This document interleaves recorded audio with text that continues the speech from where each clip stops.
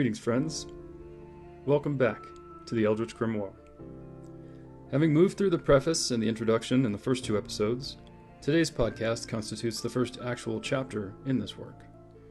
If you are new here, and the chances are extremely high that you are, you may find certain terms confusing or unfamiliar. While I aim to be as clear as possible, I strongly encourage you to check out the preface and introduction for clarification if needed. The title of this chapter, Jedi and Sith Heroism, reflects its two major themes. Its overarching aim is to apply the mythological framework that we defined and assembled in the preface and introduction to explore these primary spiritual orders in Star Wars from a novel perspective. Akin to any mythology, the major themes and topics in Star Wars are manifestations of elementary ideas, of archetypes in the collective unconscious, something that George Lucas directly intended. Like any fantasy, Star Wars occurs outside of history. This renders it what Joseph Campbell calls a mythogenetic zone, a poetic space where myths are created and lived because it exists beyond our understanding, a realm of dreams where elementary ideas emerge from the dreamless deep and the absolute to be manifested as the ethnic ideas that shape our spiritual and cultural practices. Indeed, Lucas designed, wrote, and shot all of his Star Wars films as visual movements with music that can be understood without words. It is this aspect of cinema that separates it from perhaps any other previous narrative medium. That is, the ability to instill awe without words, through moving pictures and music, while fulfilling the mystical and pedagogical functions inherent to any true mythology.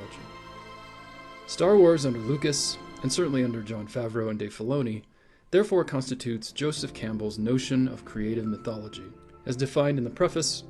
In contrast to anachronistic religions built on dead dogmas, a creative mythology, in this case Star Wars, intelligently integrates the elementary norms of myth with spiritual traditions to stimulate the creative imagination, enabling its observer to become a more complete, better functioning individual, and to explore and create new horizons, new mythogenetic zones.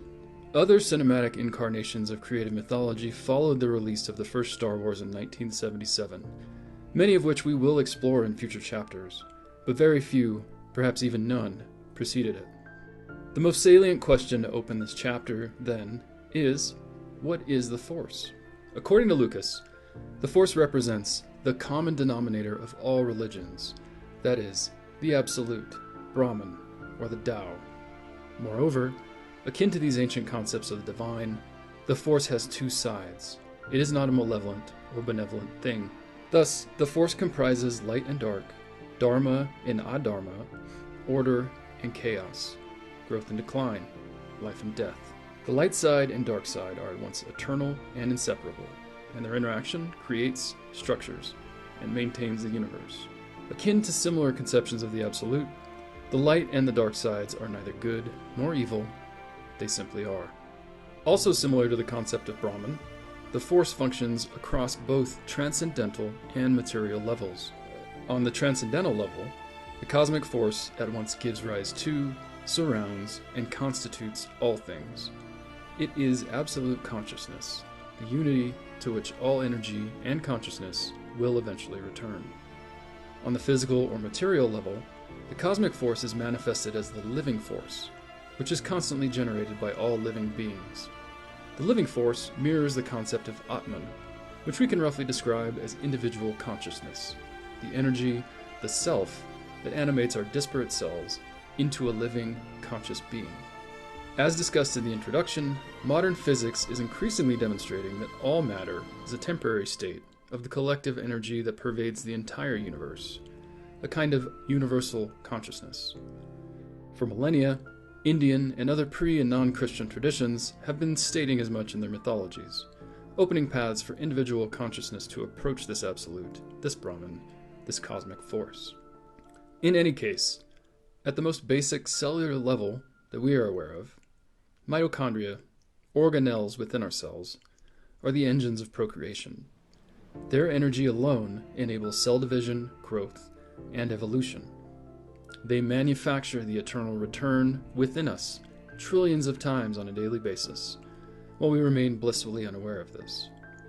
Hence, other than being a long time ago and far, far away, The essential difference between Star Wars and our reality is that George Lucas transformed our mitochondria into the much maligned midichlorians. Specifically, midichlorians not only fulfill the functions of mitochondria, but also enable the being they are embodied in to manipulate the living force, the energy that all bodies generate, to alter physical reality. Furthermore, while all living beings have midichlorians and therefore some level of force manipulation, some beings have incredibly high midichlorian levels. If they are sentient, we are typically introduced to them as Jedi or Sith in the Star Wars galaxy. The basic division between the Jedi and the Sith that Lucas created, even in his earliest drafts of the first Star Wars film, is their primary drive: selflessness versus selfishness. The former reflects the ultimate goal of most Eastern spiritualities, to recognize and move beyond the illusion of duality between your Atman, your individual consciousness, that is, your self, and Brahman, universal consciousness, the cosmic self. As discussed in the introduction, no external authority or religion is needed for this, merely an initial shift in your psychological orientation, followed by spiritual practice. In India, this practice is called yoga, the linking of the self to itself.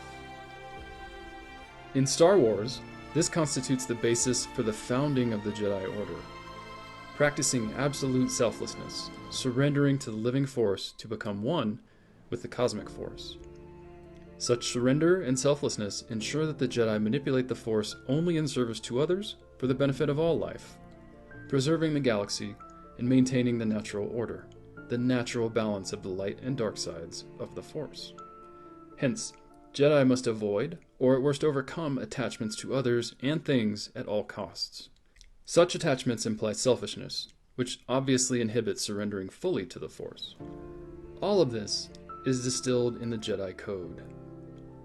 There is no emotion, there is peace. There is no ignorance, there is knowledge. There is no passion, there is serenity. There is no chaos, there is harmony. There is no death, there is the Force. Jedi Dharma is thus universal harmony. That is, the Jedi do not seek to eliminate the dark side, but to ensure that the perpetual dance between dark and light that manifests and structures the universe is not influenced by forceful individuals. Hence, the quintessential Jedi resembles the Eastern hero in our mythologies. That is, they consider the Force a representation of the absolute that they seek to recognize and surrender to, not a process they should change. Even though they have the power to do so as forceful beings, to preserve the Dharma, the will of the Force, the natural order, the Jedi aim to be world-affirming, or perhaps better, Force-affirming heroes, who eliminate their ego through wise disengagement from attachments and material desires, on an inward journey that culminates in the joining of their living force, their Atman, with the cosmic force. This is why it is imperative for the Jedi to acquire forceful individuals when they are too young to have formed any attachments that they will remember. This is particularly the case for such individuals who are born in oppressive circumstances, as the temptation to wield the Force in righteous, physical retribution, rather than surrender to it in the pursuit of cosmic peace and serenity, is often too great for such beings. However, this does not entail that the Jedi are pacifists. Rather, the Jedi uphold ahimsa, the proper, selfless application of violence according to duty and caste, to the will of the Force, in their roles as galactic peacekeepers. This is what Yoda means when he declares, "A Jedi uses the Force for knowledge and defense, never for attack." Adopting ahimsa also implies non-interference with societal and political structures. Before their corruption, this had once rendered the Jedi optimal mediators of interplanetary conflict and entailed their tacit acceptance of the existence of slavery and other despicable practices, so long as they were traditions and not external impositions. This is also why the Jedi are corrupted by choosing to side with the Republic during the Clone Wars. By confusing the preservation of the Republic with the will of the Force, the Jedi unwittingly enabled Darth Sidious to fully enshroud the galaxy in the dark side and form the Empire. In this context, the Jedi actually had two options in line with their creed: total non-engagement or the overthrow of the Republic. Non-engagement obviously aligns with the Jedi Code. Overthrowing the Republic seems not to. However, if the Jedi Council had actually acted as neutral peacekeepers and assessed the complaints of the Separatists, they might have concluded that the Separatists were in fact being oppressed by the Republic. In that case, it would have been their duty, according to their creed, to eliminate that oppression, one way or another. In any case, the prequel trilogy highlights how the Jedi paradoxically teach wise disengagement and nonviolence, but must inevitably intervene in political struggles and exert unmatchable violence, so long as they comprise an institution that structures the Republic rather than the non-political spiritual order of warrior monks they envision themselves as. This is why, in current Star Wars canon, Qui-Gon Jinn, an ascetic and mystic with no interest in the political position of the Jedi Order, is the first Jedi to ever hear the cosmic force after extensive meditation and practice. Following his death, he mentors Yoda and Obi-Wan in this Jedi Yoga, enabling them to maintain their Atman, their living force or individual consciousness, upon becoming one with the cosmic force after their own deaths. Notably, both Yoda and Obi-Wan only achieved this feat in exile, long after the Jedi Order and the Republic are no more. The Sith, of course, have a diametrically opposite approach to the interaction of the self and the Force. Give yourself to the dark side. As to their views and goals, the code of the Sith is clear. Peace is a lie. There is only passion. Through passion, I gain strength.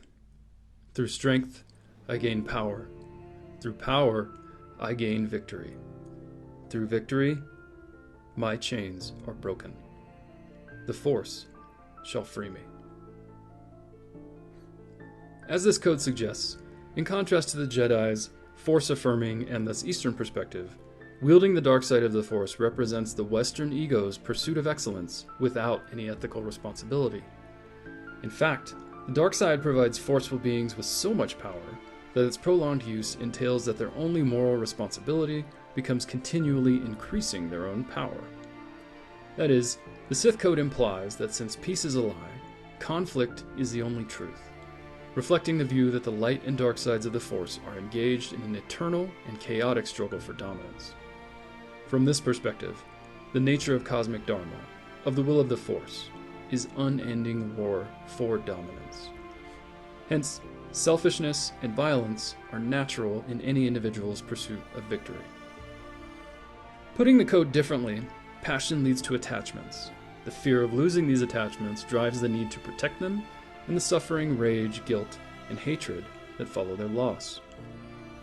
Attachments therefore lead to the search for the immediate strength and catharsis through unmitigated violence that the dark side provides. As Vader's statement implies, giving yourself to the dark side is the tipping point.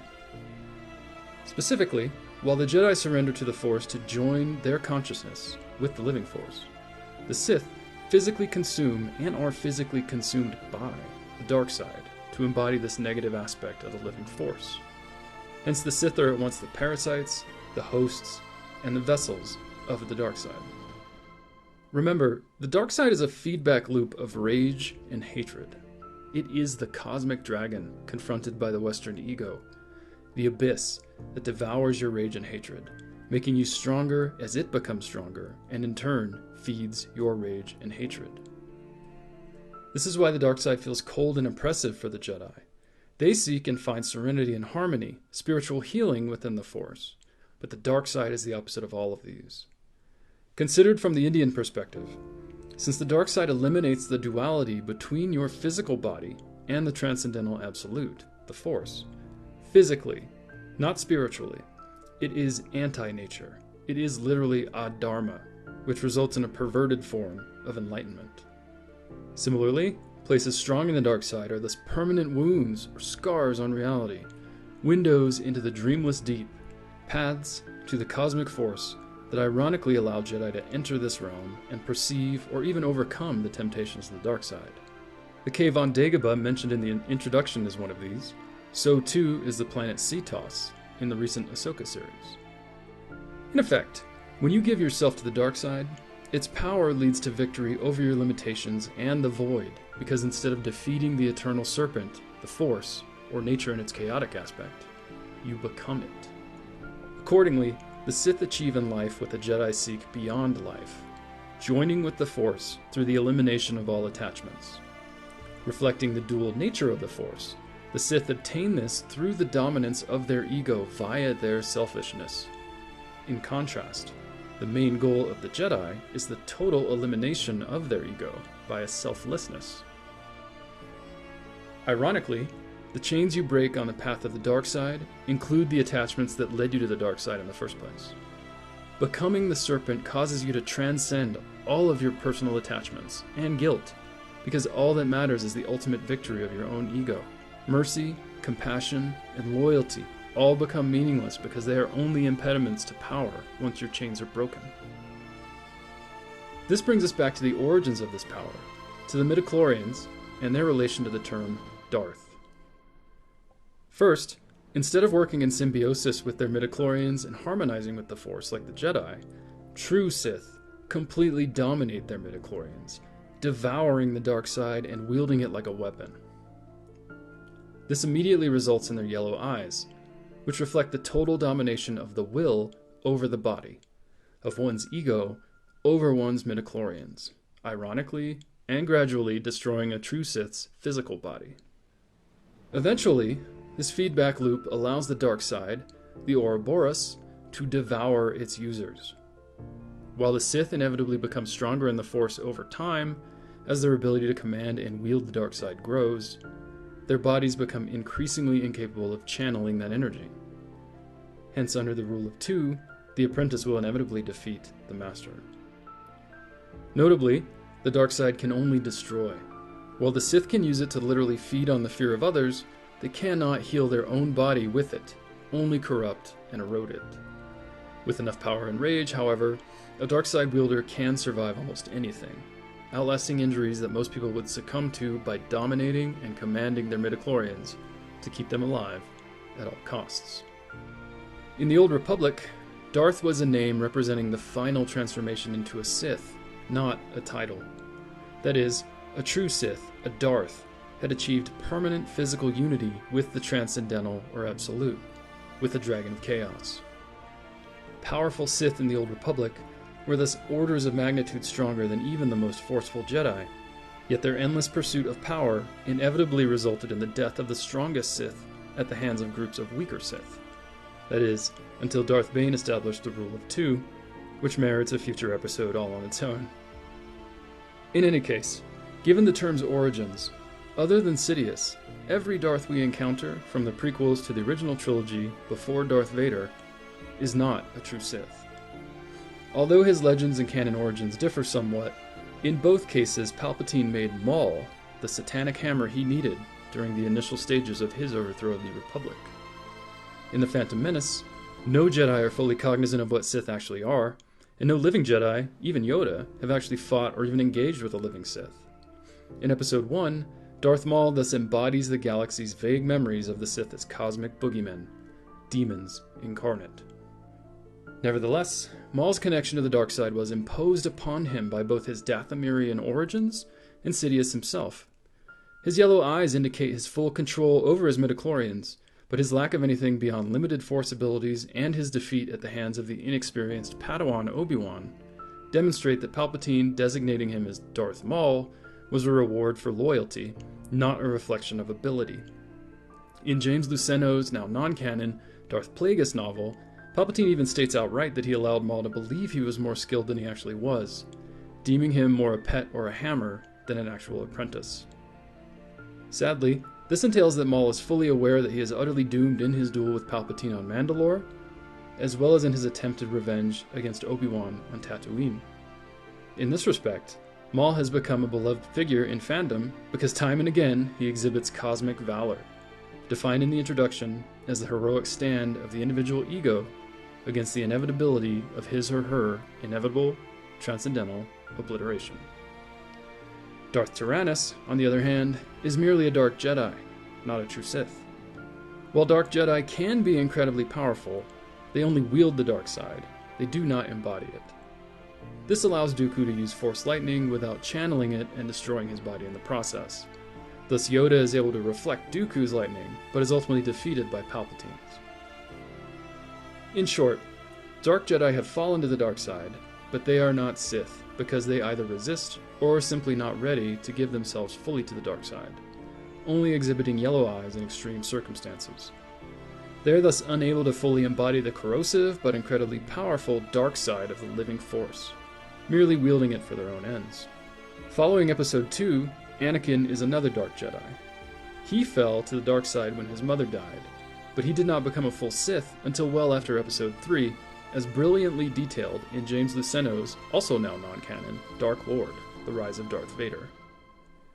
Indeed, when Palpatine names Anakin Darth Vader, rather than calling him a Sith, he says, A powerful Sith you will become.